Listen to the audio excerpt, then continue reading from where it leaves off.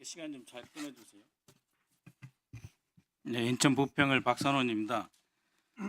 김용빈 사무총장님, 네. 국정원이 선관위 보안 감사할 수 있습니까, 없습니까?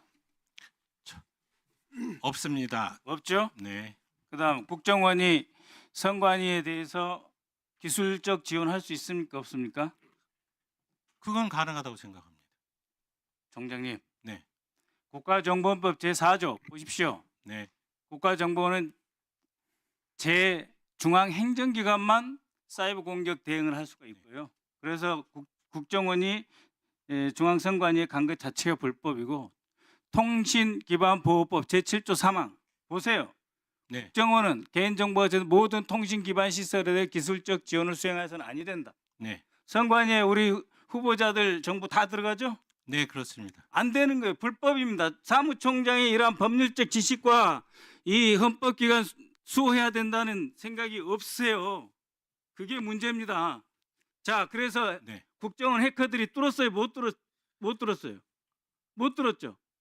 네. 업무망 못 들었죠? 네. 그래서 결국 선관위가 다 줬어요. IP 현황, 설계도, 체계도, 서버 구성, 자산 목록, 네트워크 구성, 선거관리 프로그램, 소스 파일, 데이터베이스, 심지어 방화벽까지 패스워드 줬어요. 문 열어주고 방화벽 해체하고 안에 뭐가 있는 거 다 보여줬어요. 그러면 구글도 보안 시스템 점검한 미비점이 나와요. 네. 아시겠습니까? 불법 행위를 했고 자기들이 뚫지 못한 선관위를 지금 공중에 올려놓고 유린하고 있는 거예요. 자, 다시 위원님? 한번 봅시다. 저는 그래서 이것을 내란의 시작이라고 보는데요. 23년 국정원 선관위 보안감사 김기현 국정원장, 백종욱 차장, 박성준 사이버 보안국장, 김우영 단장이 주도를 했어요. 그랬죠? 기사는 옆에 끼기만 했어요. 한국인터넷진흥원은 그때 있기만 했지 아무것도 한 게 없어요. 거기다가 백종욱의 선배 최효진 국가기술연구소장이 같이 2달 하고도 일주일을 파헤쳤어요. 문제가 없었습니다.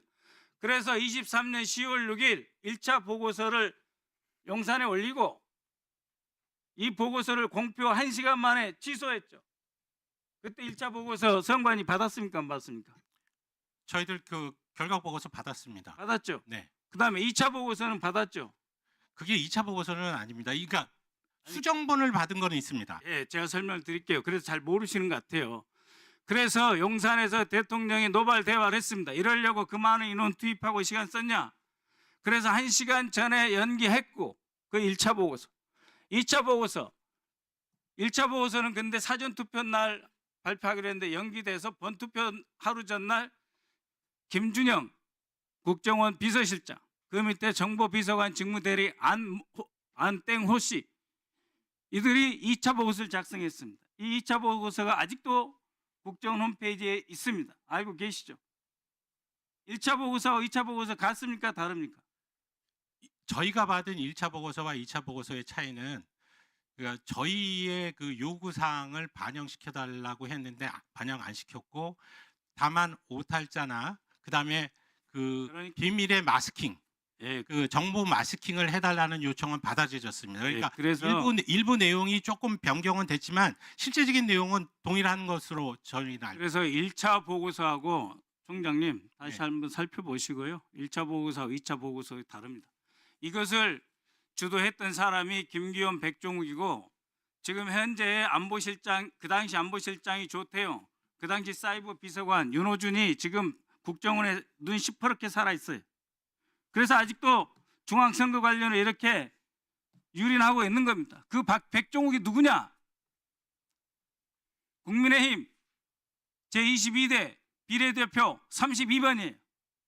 이런 자들이 선거에 관여해가지고 그것을 앞에 계신 국민의힘 의원들이 이렇게 확대 재생산하고 있습니다. 이 사람들이 내란의 단초를 제공한 사람이고 그것에 의해서 중앙선관위가 거의 걸레처럼 헤집어졌어요. 이래서 되겠습니까? 저희들을 나름대로는 잘 방어를 했다고 생각합니다. 그 점 인정하고 있어요. 네. 국정원이 이렇게 했다는 점 말씀드리고 그리고 아까 있습니다. 기술적 지원 잘 모른다고 저희한테 말씀하신 것 같은데, 기술적 지원은 실질적으로는 지금 보안 감사 대상은 아니지만 시간 좀 그래서 끊어주세요. 피사- 잠깐만요, 총장님. 네, 알겠습니다. 미안합니다. 이게 시간이라는 게 있잖아요. 그래서 잠시 다시 돌아오겠습니다. 네. 서울경찰청장 나와주세요. 목현태 국회 경비과장 나와주세요. 자, 이거 한번 보세요. 이 부대는 소위 수호신 부대입니다. 이 부대를 안내하고 있는 게 경찰이. 마무리해 주세요. 네, 마무리해 주세요. 예, 저 화면 보십시오. 그 다음에 계엄군이 담장을 넘습니다. 그랬더니 저 반짝반짝한 게 지금 경찰이에요. 경찰들이 안내를 해줍니다. 이제 넘어오니까 안내를 잘 해주고 있어요. 그 다음에 아예 문을 열어가지고 국회의원들은 못 들어가는데, 국회 직원도 못 들어가는데 경찰이 안내주고 앞장도 서주고 같이 들어가고 있어요. 13만 5천 경찰을 이렇게 유린시킨 사람이 바로 이상민 행안부 장관이고 김봉식 청장이 군의 하수인이 돼버린 거예요. 그렇지 않습니까? 이것에 대해서 청장 한 말씀 하세요. 그리고 목현태 경비단장님 어떻게 보세요? 본인이 다 지시한 겁니까? 청장이 지시한 겁니까?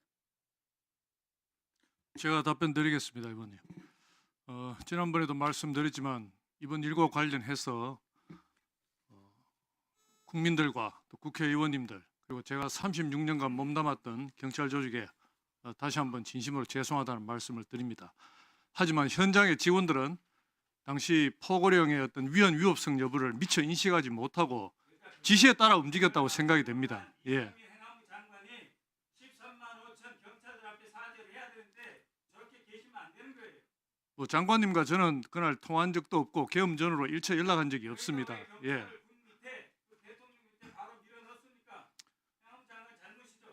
어쨌든 그 부분에서 네, 사리 마무리 깊게 주세요. 신중하게 대처하지 못한 부분에 대해서 제가 서울청장으로서 직위 책임을 통감하고 있습니다. 하지만 현장의 직원들은 미처 그 위법성 여부를 모르고 지시에 따라 움직였다고 생각됩니다. 그 부분에서 좀 의원님들 폭넓게 이해를 해주셨으면 합니다. 경비대장님 말씀하십시오. 네. 네. 그 부분에 아닙니다. 그러니까 그 부분을 제가 설명드리려고 하는 겁니다. 기본적으로 기술적 지원을 받은 게 아닙니다. 명칭 형태는 그 국정원 보안 컨설팅이니까 그 기술적 지원을 받은 것처럼 돼 있지만, 네, 그렇습니다. 자,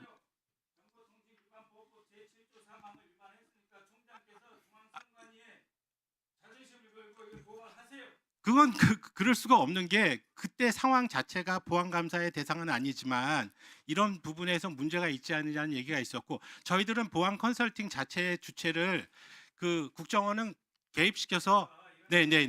그렇기 박 의원님. 때문에 예. 보충 질의해 주세요. 네.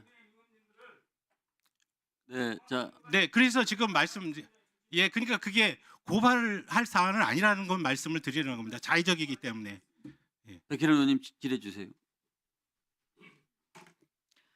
저 뉴욕 증인 앞으로 좀 나와주세요.